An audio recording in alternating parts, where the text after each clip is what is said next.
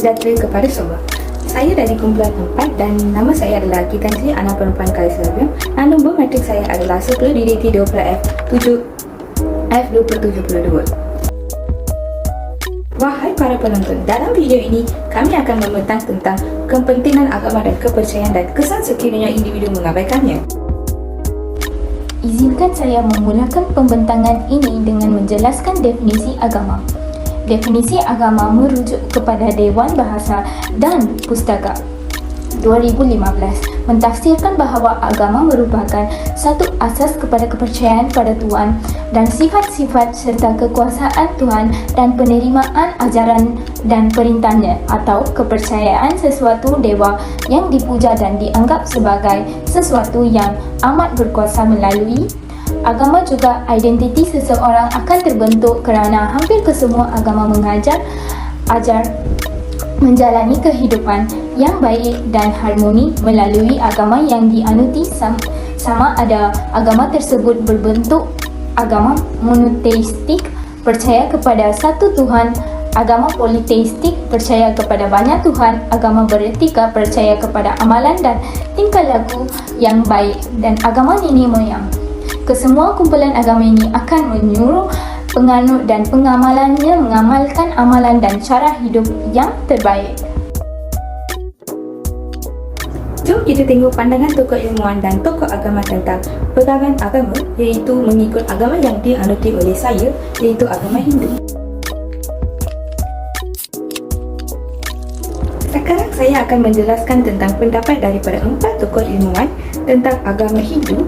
Yang pertama adalah Sarvepalli Radhakrishnan, iaitu setelah musim dingin selama beberapa abad, kita sekarang berada pada period kreatif dari agama Hindu. Kita mulai melihat pada agama kita yang terlalu berusia beradab-adab dengan pandangan mata segar. Ini adalah pandangan daripada Radhakrishnan. Yang seterusnya adalah Pal Dema. Veda adalah dokumen mulia, dokumen yang tidak sahaja bernilai dan menjadi kebanggaan India, tetapi bagi seluruh umat manusia, kerana di dalamnya kita melihat manusia berupaya untuk mengangkat dirinya di atas keberadaan dunia ini. Ini adalah pendapat daripada tokoh tersebut.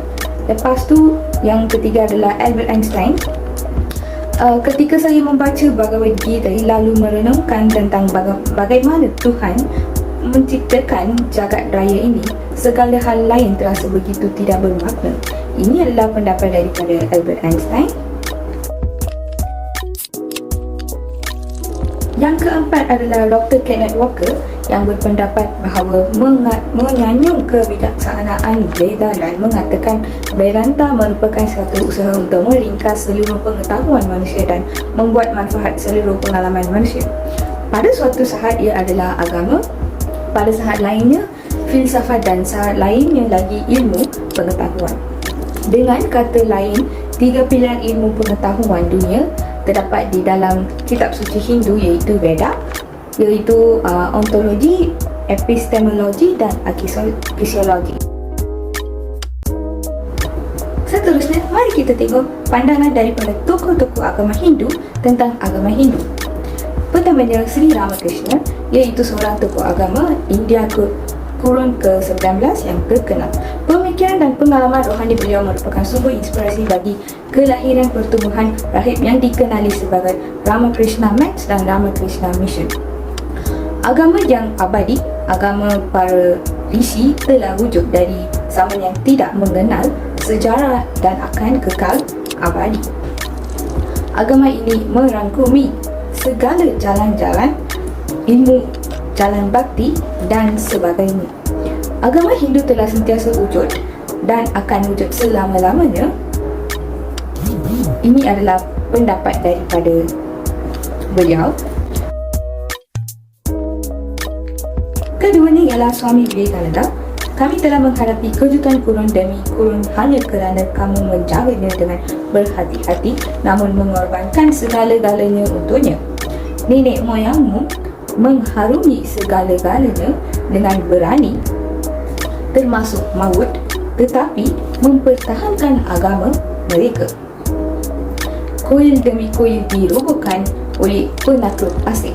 Tetapi sebahir sahaja keadaan menjadi reda, puncak menara kuil dibina semula. Beberapa kuil-kuil purba di selatan India dan kuil-kuil seperti Somat di Gujarat akan memberikan banyak pengetahuan, akan memberikan pandangan yang mendalam mengenai sejarah bangsa India lebih baik daripada semua buku yang ada di dunia ini. Ini adalah pendapat daripada tokoh. Yang ketiga adalah Dr. S. Radhakrishnan.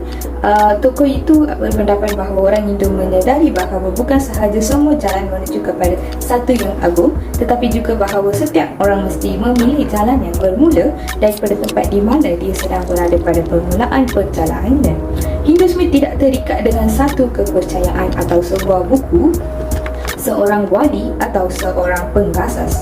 Ia adalah pencarian berterusan untuk kebenaran berdasarkan kepada pengalaman yang dibaharui secara berterusan.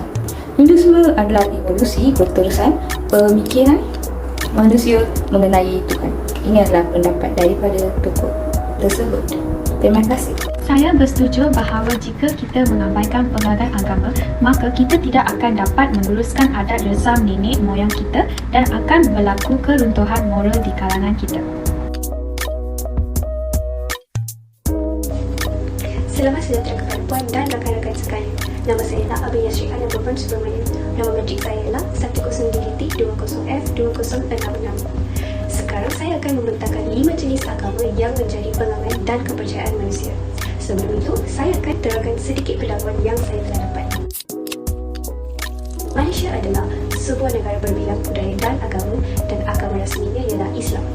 Sehingga banci penduduk dan perumahan 2010, 61.3% penduduk menganut agama Islam, 19.8% buta, 9.2% adalah Kristian, 6.3% adalah Hindu dan 1.3% agama tradisional Cina. Selebihnya dijelaskan oleh agama lain termasuk animisme, Sikh, Bahai dan sistem kepercayaan lain. Bilangan yang mengaku artis di Malaysia adalah kecil kerana ini telah dikritik oleh kumpulan hak asasi manusia kerana mendiskriminasikan artis. Islam di mana perlembagaan persekutuan sebagai undang-undang tertinggi menjadikan Islam sebagai agama persekutuan. Raja adalah pembela Islam dan negara ini dan anggota keluarga. Diraja mungkin kehilangan keistimewaan tertentu jika mereka meninggalkan Islam dan menukar agama lain. Orang Cina Malaysia menganuti pelbagai kepercayaan, Buddhisme, Mahayana dan agama tradisional Cina termasuk Taoisme. Hinduisme diamalkan oleh majoriti kaum Indonesia. Kekristianan telah mewujudkan diri dalam pelbagai komuniti terutama di Malaysia Timur. Ia tidak terikat kepada mana-mana kumpulan etnik tertentu. Agama lain seperti Bahai dan Sikh mempunyai pengaruh di Malaysia. Hubungan antara kumpulan agama yang berbeza umumnya agak toleran. Christmas, Tahun Baru Cina dan Deepavali telah diisytiharkan cuti kebangsaan bersama cuti-cuti Islam seperti Hari Keputeraan Muhammad dan lain-lain. Pelbagai kumpulan telah ditubuhkan untuk cuba mempromosikan kefahaman agama dunia. Kalangan kumpulan yang berbeza dengan keharmonian agama dilihat sebagai keutamaan oleh ahli politik Malaysia. Sekatan ke atas kebebasan beragama wujud terutama bagi umat Islam yang tidak dibenarkan untuk menukar agama ke agama lain dan sering dipaksa ke kem pemulihan jika mereka mencuba. Saya setuju kepada pendapat anda. Agama yang pertama ialah Islam. Islam adalah agama utama negara dan diiktiraf sebagai agama rasmi negara yang diamalkan oleh kira-kira 60% rakyat Malaysia. Kebanyakan hari suci umat Islam adalah hari cuti kebangsaan termasuk akhir bulan Ramadan, akhir haji dan hari lahir Nabi Muhammad. Islam dianggap telah dibawa ke Malaysia sekitar abad ke-12 oleh pedagang India. Pada awal abad ke-15, Kesultanan Melaka yang biasanya dianggap sebagai negeri bebas pertama di Semenanjung telah diasaskan.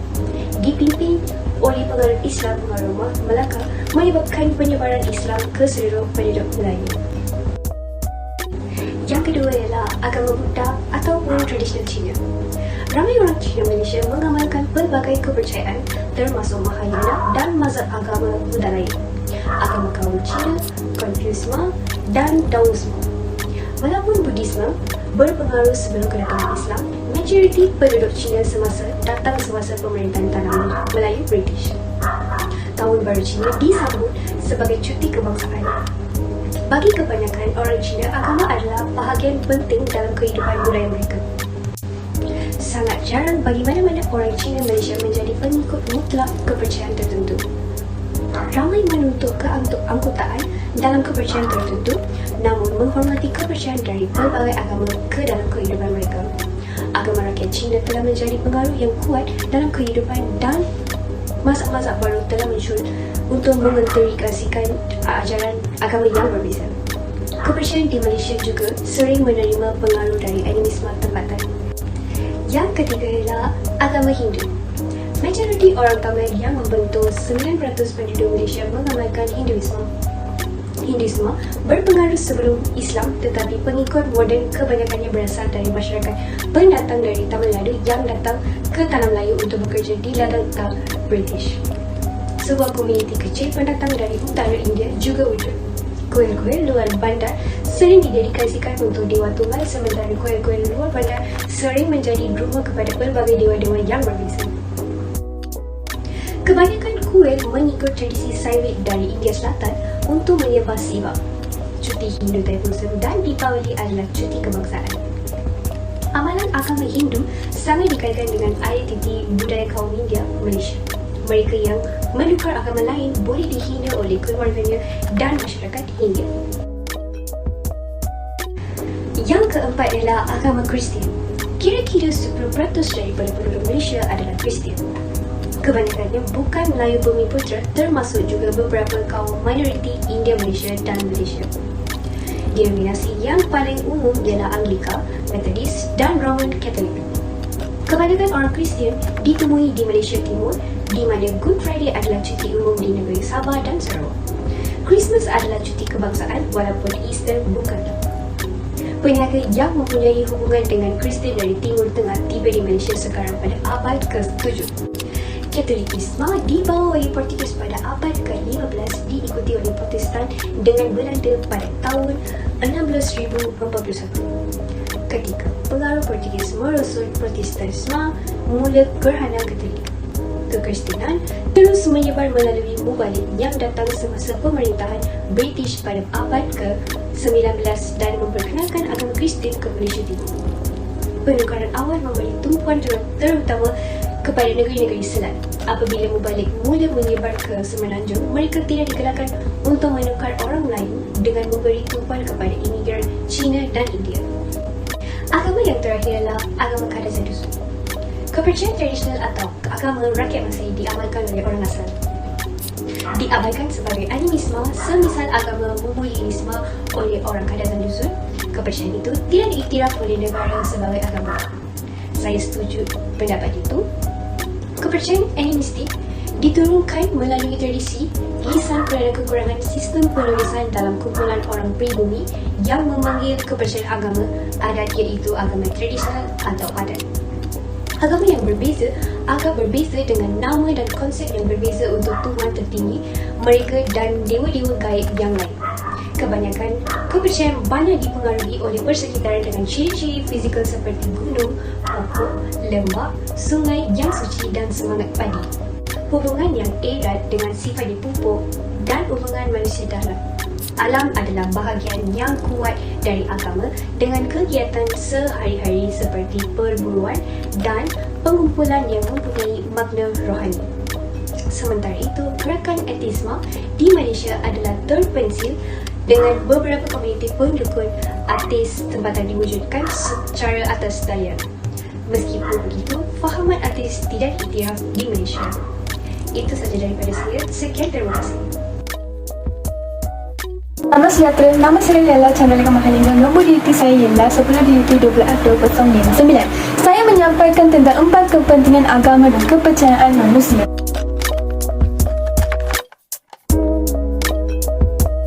Kepentingan 1.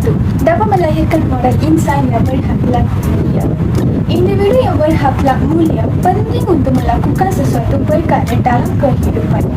Peranan utama dalam membentuk akhlak mulia ialah seseorang individu supaya dapat melakukan sesuatu perkara dengan betul dan dapat memberi kesan positif. Sebagai contoh, pada zaman ini, pelbagai isu-isu mengenai masalah sosial di kalangan remaja sekarang seperti gejala merepek, dadak, membuang bayi dan sebagainya. Dari situ, kita dapat lihat sebenarnya agama dan kepercayaan penting bagi mendidik remaja untuk menjadi seseorang yang berakhlak mulia ketika melakukan sesuatu perkara. Kepentingan kedua adalah mengeratkan hubungan silaturahim sesama manusia. Mengira silaturahim merujuk kepada perihal berbuat baik kepada sesama manusia, bertolong-tolongan, bersikap lemah lembut, nasihat menasihati dan menjaga perasaan. Sebagai contoh, seseorang anak perlu menghormati ibu dan bapa mereka dan sentiasa mematuhi perintah dan larangan ibu bapa mereka selalu tidak melanggar peraturan agama. Melalui nilai hormat menghormati ini dapat mengeratkan hubungan antara anak dan ibu bapa tanpa sebarang perbalahan dan berselisih. Ketiga ialah mencapai kebahagiaan dan kesejahteraan hidup. Hanya dengan berpandukan pegangan agama sahajalah yang boleh memberikan kesejahteraan, keberkatan dan kebahagiaan hidup di dunia dan akhirat. Dengan agama juga membolehkan manusia sentiasa hidup dalam harmoni, tenteram dan berdisiplin. Sebagai contoh di Malaysia, penerapan agama dan kepercayaan ini telah menyatukan pelbagai kaum. Setiap perbezaan yang ada di negara ini, tidak kira perbezaan kaum, agama, budaya dan kepercayaan, perlulah dihormati dan dihargai. Kerana itulah antara faktor yang menjadikan Malaysia sebuah negara dulu di dunia. Kepentingan khair adalah dapat menjadi panduan hidup seseorang manusia. Hal ini demikian kerana seseorang manusia itu perlu hidup dalam mengatur hidup mereka supaya tidak terbesar dari landasan sebenar. Manusia perlu mengikuti ajaran agama dan kepercayaan yang telah ditetapkan oleh setiap agama atau negara. Sebagai contoh, dalam Sukatan Pendidikan Moral di sekolah rendah memberi tumpuan kepada usaha memupuk kekuatan kerohanian dan kemoralan murid melalui penghayatan dan amalan nilai-nilai murni masyarakat Malaysia yang terdapat dalam agama, tradisi dan adat resam pelbagai kaum di negara ini. Dengan itu, murid dapat membina satu panduan hidup yang membolehkan mereka menjadi insan bermoral dan beretika. Salam sejahtera puan dan rakan-rakan saya. Nama saya ialah Harini Anak Perempuan Selvi Kumaran. Nombor matrik saya ialah 10DT20F2075. Saya akan menjelaskan 4 kesan sekiranya manusia mengabaikan pegangan agama yang dianuti.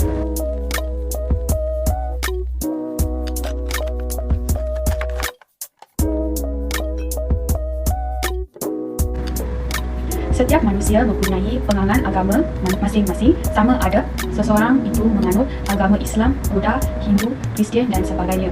Semua agama mengajar penganutnya melakukan perkara yang baik dan taat kepada setiap ajarannya. Dalam institusi keluarga, pegangan agama yang teguh dapat menjamin keutuhan rumah tangga serta kebahagiaan di dunia dan di akhirat. Selain itu, sesebuah masyarakat yang mementingkan diri dan tidak menghargai didikan agama dalam diri. Malahan, ajaran agama yang sedia ada tidak dihayati sepenuhnya. Mereka seolah-olah meletakkan agama di tempat kedua, manakala kemewahan dan kesenangan di dunia di tempat pertama. Bagi mereka mencari nafkah adalah penting untuk membahagiakan keluarga tanpa mereka sedari yang anak-anak memerlukan belayan dan kasih sayang dari mereka, bukan harta dan kemewahan semata-mata.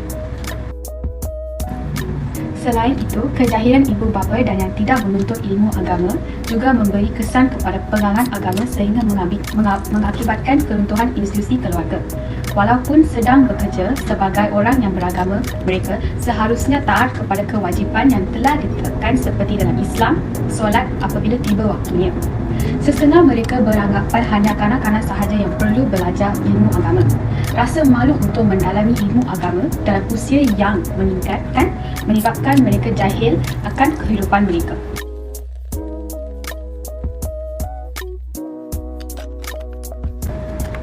Selain itu, remaja semakin bermasalah. Sikap ibu yang bapa yang tidak memberi perhatian kepada mereka menyebabkan sifat ingin memberontak timbul.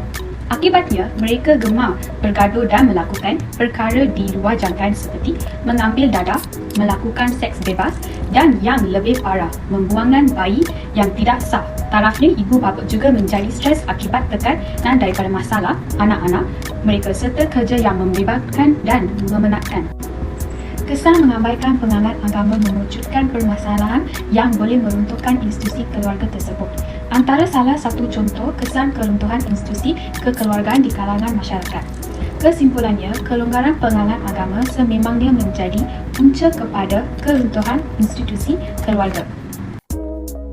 Pengajaran yang terdapat dalam tajuk ini iaitu pihak bertanggungjawab haruslah mengadakan program penghayatan agama. Program-program yang berasaskan keagamaan perlulah diadakan secara berterusan. Ini akan menjedarkan masyarakat tentang betapa pentingnya menghayati agama serta mengamalkannya dalam kehidupan seharian. Seterusnya, pihak ibu bapa hendaklah mendidik anak-anak tentang agama dari kecil. Anak-anak seharusnya dididik dari kecil mengenal tentang agama. Hal ini kerana anak-anak kecil mudah mengikuti perintah orang yang lebih dewasa. Peranan ibu bapa sangatlah penting dalam mendidik anak-anak mereka tentang agama masing-masing. Apabila anak meningkat remaja, agak sukar bagi ibu bapa untuk mendidik anak-anak mereka tentang agama kerana remaja sangat dikenali dengan sikap yang degil dan suka membantah. Sekiranya ibu bapa berjaya mendidik anak-anak mereka tentang ilmu agama mulai dari kecil, maka mereka akan membesar menjadi insan yang berakhlak mulia. Apabila meningkat dewasa, kata pepatah kemana tumpahnya kuah kalau tidak ke nasi. Sebagai contoh, dalam Islam, anak-anak perlu dididik supaya mengenal Tuhan melalui Alkitabnya agama masing-masing. Pengajaran terakhir adalah menerapkan ajaran agama dalam kurikulum pelajar. Salah satu cara yang berkesan untuk membangkitkan perasaan minat untuk mempelajari agama adalah melalui pembelajaran di sekolah ataupun institusi pengajian tinggi. Hal ini kerana para pelajar berasa selesa mempelajari sesuatu ketika berada di sekolah maupun institusi pengajian tinggi. Mereka mempunyai ramai guru ataupun syara yang bakal mengajar akan agama masing-masing. Hal ini mendekatkan diri pelajar dengan ajaran agama mereka, sekaligus melatih mereka untuk mengamalkan ajaran agama mereka di tempat awam. Dengan cara ini juga, mereka boleh memahami sedikit sebanyak tentang agama-agama lain. Sekiranya para pelajar mampu bertoleransi untuk memahami dan menghormati agama orang lain, maka isu-isu perpaduan di negara kita bukanlah menjadi batu penghalang dalam kemajuan negara. Isu-isu perkauman juga dapat dikikis sekiranya mereka mampu menerapkan nilai agama dalam diri, kerana agama menekankan setiap individu supaya sentiasa menghormati penganut agama lain. Oleh itu, kerajaan perlulah menerapkan lebih banyak lagi kurikulum berasaskan nilai-nilai keagamaan dalam subjek-subjek di sekolah maupun di institusi pengajian tinggi. Contohnya seperti subjek pendidikan moral, civic dan kewarganegaraan, pengajian am dan pendidikan Islam. Oleh yang demikian, agama merupakan satu medium terpenting dalam membentuk sikap persepsi dan nilai individu dalam bagaimana mereka mentafsir kehidupan mereka sendiri. Sekiranya penganut tersebut mentafsir ajaran yang diajar secara baik dan bermoral, kesejahteraan dan keamanan akan berjaya dikecap, dan sekiranya penganut tersebut mentafsir sesuatu itu daripada sisi negatif, pergolakan dan kekacauan akan timbul dan merugikan kesemua pihak.